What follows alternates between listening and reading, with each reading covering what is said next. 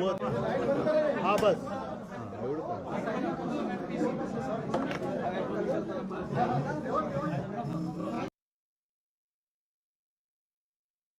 पक्षाच्या वतीनं हंबरडा मोर्चाचं आयोजन केलं गेलं.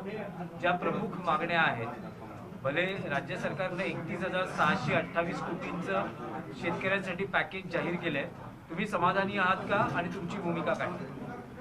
ज्यांच्यावरती संकट आलंय तो शेतकरी समाधानी आहे की नाही हा महत्त्वाचा मुद्दा आहे। मी एक 8-10 दिवसापूर्वी जेव्हा पूरग्रस्त विभागाची पाहणी केली होती, आपत्तीग्रस्त शेतकऱ्यांना भेटलो होतो, 50,000 रुपये हेक्टर ही काही माझ्या मनातली मागणी नाही, ही शेतकऱ्यांच्या आवश्यकतेची मागणी आहे। कारण तुमच्याही माध्यमातून या संकटाची दृश्य संपूर्ण देशाने पाहिलेली आहेत। आजपर्यंत असं भीषण संकट हे मराठवाड्यावरती कधी आलेलं नव्हतं। पिकाचं नुसतं नुकसान नाही झालेलं, तर जमिनी खरडवून गेलेल्या आहेत, म्हणजे अक्षरशः खरडवून गेल्या आहेत। त्या खरडवून शब्दाचा अर्थ तिकडे कळतो, जमिनीचा वरचा मातीचा थरच वाहून गेला आहे, दगडगोटे वाहून आलेले आहेत, खालचे जे दगडगोटे होते ते वर आलेले आहेत, अनेक ठिकाणी रस्ते वाहून गेलेले आहेत। पाणंद रस्ते तर आता काय आहेत नाही आहेत। मला काही शेतकऱ्यांनी सांगितले की साहेब आमच्या शेतातल्या म्हणजे कुंपडं बिंपडं म्हणजे कोणाची किती जमीन काय हे सगळंच नासधूस झालेले आहे, घरं वाहून गेलेली आहेत, म्हणजे संसारच वाहून गेलेले आहे, आयुष्य वाहून गेलेलं आहे। अशा परिस्थितीमध्ये एक शेतकऱ्याची अपेक्षा आहे की किमान 50,000 रुपये हेक्टरी जसं पंजाब सरकारने केलं, आणि आता त्याच्या डोक्यावरती कर्ज आहे, गेल्या हंगामाचं कर्ज त्याच्या डोक्यावरती आहे। साधारणतः हे पीक हाती लागलं असतं तर कदाचित त्याला 2 पैसे मिळून कर्जाची थोडीफार परतफेड झाली असती की जेणेकरून पुन्हा आता रबी हंगामाच्यासाठी बँका त्याला कर्ज देऊ शकल्या असत्या। आता जी गरज आहे ती म्हणजे एक तर यांच्या जमिनी पूर्ववत करून देणं, त्याच्यानंतर कर्ज माफी करणं, कारण कर्ज आता फेडूच शकत नाहीत। पहिलं कर्ज चढले, कर्जाचं पुनर्गठन म्हणजे जे हप्ते आता भरावे लागतात ते काही काळ थांबवून, पण ते थांबले तरीसुद्धा त्याच्यात वाढ होत राहणार, म्हणजे चक्रवाढ व्याजीसारखं ते झालं। म्हणजे जेव्हा त्याचं उत्पन्न सुरू होईल किंवा पुढच्या हंगामामध्ये पुढच्या वेळेचं कर्ज मिळालं तर ते कर्ज, त्याचे हप्ते, हे कर्ज, ह्याचे हप्ते, म्हणजे हा शेतकरी उभाच राहू शकत नाही। तर सरकारने आता पूर्ण एक जबाबदारी घेतली पाहिजे पालकत्वाची। म्हणून मी गेल्याही वेळेला बोललो होतो की माननीय पंतप्रधानांनी सुद्धा ते जे मुंबईत येऊन गेले, शेतकऱ्याबद्दल एक अवाक्षर काढलं नाही। त्यांना खरं कल्पना दिली होती की नव्हती हे मला माहिती नाही, की जिथे तुम्ही चालले तिकडे विमानतळ आहेच पण शेतकरीसुद्धा आहे। आता त्या शेतकऱ्याबद्दल एक अक्षराने पंतप्रधान काय बोलले नाही, पण पंतप्रधानांचा दौरा सुरळीत व्हावा म्हणून शेतकऱ्यांच्या तोंडाला पानं पुसावीत असे पॅकेज जाहीर केले गेले की जेणेकरून सगळ्यांना असं वाटलं की अरे 31,000 कोटी म्हणजे बापरे खूपच झाले, तर तसं ते नाही आहे। अनेक आता कृषीविषयक तज्ज्ञ जे आहेत, अर्थतज्ज्ञ आहेत, ते विश्लेषण करत आहेत आणि प्रत्यक्षात ही मदत त्यांच्या सगळ्यांच्या विश्लेषणातून जे काय मला कळलं ती 6,500 कोटीची आहे। एक तर पीक विम्याला त्यांनी जे काय सांगितलं की 5,000 कोटी रुपये देतो, हे 5,000 कोटी देणार कसे, कारण ते जे ट्रिगर होते ते काढलेत।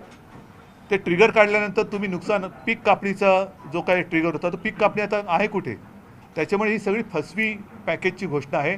आत्तापर्यंतची इतिहासातली सगळ्यात मोठी थाप ही ह्या डबल इंजिन सरकारने आणि देवेंद्र फडणवीसांनी मारलेली आहे। म्हणतायत की उद्धव ठाकरे यांनी आरशामध्ये पाहावं, मागच्या सरकारमध्ये असताना देखील त्यांनी पूर्ण कर्जमाफी दिली नव्हती। बरं ठीक आहे, बघा शेतकऱ्याकडे बघा ना, तुम्हीच जे सांगताय की मी हे मान्य करतो की आत्तापर्यंत कधी नव्हतं आलं एवढं भीषण संकट आहे। देवेंद्र फडणवीसांनी कशात पाहायचा त्यांचा प्रश्न आहे, परंतु माझं जे नागपूरला अधिवेशन झालं होतं मुख्यमंत्री म्हणून, तेव्हा कोणतेही संकट असं नव्हतं, तरीसुद्धा मी कर्तव्य म्हणून माझ्या शेतकऱ्यांना 2 लाखापर्यंतची पीक कर्जाची कर्जमुक्ती केली होती। जो शेतकरी नियमित कर्ज परतफेड करतो त्यासाठी 50,000 रुपये प्रोत्साहनपर राशी जाहीर केलेली, आणि कालबद्ध परिस्थितीत आजही त्यांनी जी 2017 साली जाहीर केलेली कर्जमुक्ती चालू आहे, अजूनही चालू आहे। दुर्दैवाने एक गोष्ट नक्की थोडीशी राहिली होती, ती म्हणजे नियमित कर्ज परतफेड करणाऱ्यांना 50,000 रुपये आम्ही द्यायला सुरुवात केले, आणि त्याच वेळेला करोना आला। करोना सरतो न सरतो आम्ही ती प्रोत्साहनपर राशी द्यायला सुरुवात केली, या लोकांनी गद्दारी करून सरकार पाडलं आणि त्याची 12 वाजून टाकली। 16 लाख शेतकऱ्यांना आम्ही ते पैसे दिले, नियमित कर्ज भरणाऱ्यांना 50,000। आनंद आहे, पण आत्ताच्या मग शेतकऱ्याला तुम्ही का नाही देत? आणि म्हणून मी सांगितलं ना की जर का पैशाची कमी वाटत असेल तर PM केअर फंडातून आणा. PM केअर फंडातून तुम्ही 31,000 रुपये जी काय फसवी घोषणा केली आहे त्याच्यामध्ये जुन्या सगळ्यांचा बेरीज करून त्यांनी तो आकडा केलेला आहे. त्यातले बरेचसे पैसे अजून मिळालेलेच नाही आहेत. आणि मी केवळ चक्रीवादळं आली, पश्चिम महाराष्ट्रामध्ये पूर आला, अगदी चिपळूणच्या बाजारपेठेत सुद्धा मी गेलो होतो. या सगळ्या वेळेला महाविकास आघाडीच्या सरकारतर्फे जेवढी करता येणं शक्य आहे NDRFच्या निकषाच्या वर ती मदत आम्ही केली होती आणि प्रत्यक्ष शेतकऱ्याच्या हातात गेली. काल एकनाथ शिंदे आले होते. त्यांनी म्हटलं की उद्धव ठाकरे किती वेळा आंबरडा फोडणार आहेत. आमदार पळाले तेव्हा आंबरडा फोडला. मी मागेच बोललोय की गद्दाराला मी उत्तरच देत नाही. त्याच्यामुळे तो गद्दार आहे, त्या गद्दाराला मी उत्तर देत नाही आणि त्याला बोलायची त्याची कुवत पण नाही आणि त्याने बोलू पण नाही. उद्धवजी पण एक आहे, उद्धवजी राजकारण करताय शेतकऱ्यांच्या नावाने, तुम्ही राजकारण करताय असं भाजपचे काही नेत्यांनी बोलतात. आता तुम्ही जर का मी ज्याचा उल्लेख केला शहरभर त्यांनी जी काय पूर्ण होर्डिंग्ज लावलेत. एक तर काल परवाकडे ब्रिटनचे पंतप्रधान मुंबईत आले होते आणि जी काय मी जिकडे राहतो तिकडे BKCत ते आले होते. अशी काय आणि संपूर्ण मुंबई बरबटून टाकली आणि होर्डिंग्जनी जणू काही त्यांनी या मिंदे गटात प्रवेश केला की काय अशा पद्धतीने ते होते. ही सगळी बरबटगिरी चाललेली आहे, जाहिरातबाजी. त्या जाहिरातीचे पैसे स्वतःला उपाधी द्यायची, स्वतःची पाठ थोपटून घ्यायची आणि जाहिराती करायच्या. जाहिरातीचा करोडो रुपये पैसा हा शेतकऱ्याला का नाही देत तुम्ही? आतासुद्धा तुम्ही होर्डिंग पाहिली तर स्वतःची पाठ थोपट आहेत. त्यांचेच प्रदेशाध्यक्ष त्यांची स्तुती करतायत, कोण त्यांचे मंत्री स्तुती करतायत, कोण त्यांचा आमदार स्तुती करतोय. शेतकरी का नाही त्यांची स्तुती करत आहे? नाही, पण उद्धवजी शेतकरी संकटात असताना राज्याचे सहकार मंत्री बाळासाहेब पाटील असं म्हणतात की शेतकऱ्यांना कर्जमुक्तीचा नाद लागलाय आणि निवडणुकीच्या काळात शेतकरी कर्जमुक्ती त्यांना नाद या बाबतीत जी काही घोषणा केली ती सहज केलेली घोषणा होती. तो जो काय नाद हा शब्द आहे ना हा तो त्यांच्याबद्दलचा खरा असेल, कारण नाद कशाला म्हणतात हे त्यांना जास्त माहिती आहे. शेतकरी आज आत्महत्या करतोय आणि तो कर्जमुक्त करा हा नाद असेल तर मग या मंत्र्यांना त्यांचं मानसिक स्थिती तपासून घ्यायला पाहिजे. आणि असे सगळे जर का मानसिक स्थिती बिघडलेले लोक कारभार काय करणार? त्याच्यात त्यांना राजकारण दिसतं.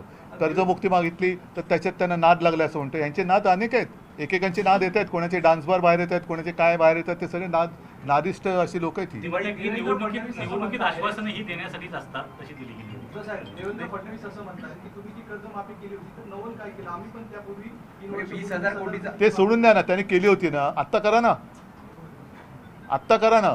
मी काय केलं, तुम्ही काय केलं, आम्ही अगदी शेतकरी वाचणार आहे का? आत्ता शेतकरी कर्जमुक्ती मागतोय, आत्ता शेतकरी 50,000 रुपये हेक्टरी मागतोय, ते द्या ना तुम्ही. म्हणजे देशात काय केलं तर नेहरूनी केलं आणि राज्यात काय केलं तर उद्धव ठाकरेंनी केलं. मग तुम्ही काही करताय की नाही? तर तुम्ही आता जाऊ दे, शब्द वापरता येत नाही मला. दिवाळी 10 दिवसावर आहे, तुम्ही काय अल्टिमेटम देताय? कारण मी सांगितलेलं आहे की ह्या पॅकेजची आता पूर्ण अंमलबजावणी कशी होते त्याच्यावरती शिवसेना पूर्ण राज्यभर एक दक्षता पथक नेमेल. पूर्ण गावागावामध्ये हे पथक असेल. दिवाळीपूर्वी आता त्यांनी जी काय मनरेगातून ही कशी काय माफी पैसे देणार उचलून तशी तरतूद आहे का? कारण मनरेगा ही साधारणतः रोजगार हमी योजनेचं ते एक नामांतरित रूप आहे. ती मोलमजुरी करणाऱ्यासाठी रोजगार हमी योजना, आता ती त्यातनं 3.5 लाख रुपये मुख्यमंत्री कसे देणार? आणि म्हणून मी त्यांना सांगितलं की तुम्ही 3.5 लाख रुपये पर हेक्टरी मदत मनरेगातून करणार असाल तर त्यातले किमान 1 लाख रुपये दिवाळीपूर्वी शेतकऱ्याच्या खात्यात टाका. मंगळवारी महाविकास आघाडीचं शिष्टमंडळ तो एक ठीक आहे. महत्त्वाचा अरे तिकडे भेटू ना. सोबत राष्ट्रीय असणार. मुंबईत आपण भेटू आणि त्या भेटीनंतर सुद्धा आम्ही तुम्हाला भेटणारच आहोत. तर सगळ्यांना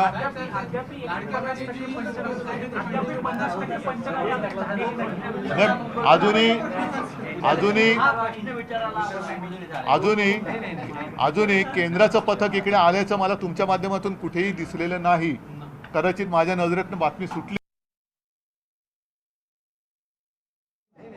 अजूनही केंद्राचं पथक इकडे आल्याचं मला तुमच्या माध्यमातून कुठेही दिसलेलं नाही.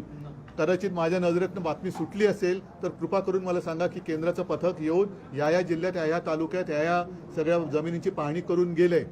आता जेव्हा पंतप्रधान इकडे आले होते त्यावेळेला हे मुख्यमंत्री आणि असंविधानिक 2 उपमुख्यमंत्री हे जाऊन त्यांना भेटून सांगायला पाहिजे होतं की आपण आलायत, आपलं स्वागत आहे, पण महाराष्ट्रासाठी विशेष पॅकेज द्या. जसं बिहारच्या निवडणुका डोळ्यासमोर ठेवून 10,000 रुपये तुम्ही केंद्रातनं त्यांच्या महिलांच्या खात्यामध्ये टाकले, तसे तुम्ही शेतकऱ्याला द्या. आणि माझी तर मागणी अशी आहे की पंतप्रधान हे भाजपचे नाहीत, पंतप्रधान हे देशाचे आहेत. त्यांनी केवळ एका राज्यावरती जी काही दया दाखवली, आनंद आहे मला, त्याच्याबद्दल दुःख नाही किंवा कुठेही असूया नाही आहे. त्यांनी पूर्ण देशातल्या महिलांच्या खात्यामध्ये 10,000 रुपये टाकावे, निवडणूक असो वा नसो. उद्धवजी, एक प्रश्न आहे. मराठी अस्मितेसाठी उद्धव ठाकरे, राज ठाकरे एकत्र आले, तसेच शेतकरी जो संकटात आहे, या स्थितीमध्ये शेतकऱ्यांच्या मदतीसाठी राज ठाकरे आणि उद्धव ठाकरे एकत्र पाहायला मिळतील का? आता सुरुवात झालेली आहे. म्हणून मी जरी याचं नाव हंबरडा मोर्चा असलं तरी मी इशारा मोर्चा म्हटलेला आहे. आणि शेतकरी जो आक्रोश करतोय, तो आक्रोश जर का या सरकारच्या कानावर पडून सुद्धा सरकारचे कान बंद झाले असेल तर ते कान उघडण्याचं काम शिवसेना करेल. यायचं असेल आम्ही जरूर येतील. महाराष्ट्रातल्या प्रत्येक संकटाच्या विरुद्ध आम्ही दोघंही एकत्र येऊ. सगळ्यांना धन्यवाद. जय हिंद, जय महाराष्ट्र.